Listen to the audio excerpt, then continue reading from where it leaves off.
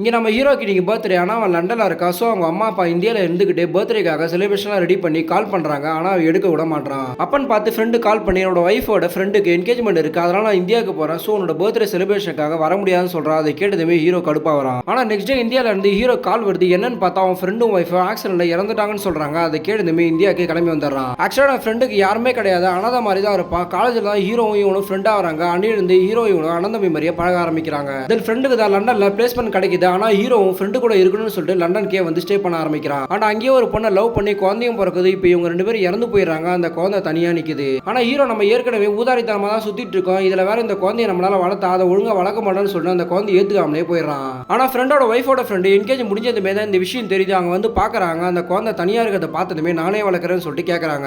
But லண்டன்ல marriage ஆன கப்புள்ஸும் அதுவும் சிட்டிசன்ஷிப் வச்சிருக்க கப்புள்ஸ் மட்டும் தான் இந்த குழந்தைய 6 மாசம் வளர்க்கணும். அதுவும் அவங்களே பார்த்துட்டு இருப்பாங்க. அந்த 6 மாசம் ஒழுங்கா வளர்த்தாதான் இந்த குழந்தைய எடுத்துட்டு போக முடியும் சொல்லிடுறாங்க. அப்ப ஹீரோவும் இந்த பொண்ணு தான் சிட்டிசன்ஷிப் வச்சிருக்காங்க. இந்த பொண்ணுக்கு ஏற்கனவே என்கேஜ்மெண்ட் ஆயிருக்கு. இருந்தாலும் இந்த குழந்தைக்காக நாங்க இந்த குழந்தைய வளர்க்குறோம்னு சொல்லிட்டு ரெண்டு பேருமே ஒத்துக்கிட்டு அவங்களோட வீட்டுக்கு போய் தங்குறாங்க.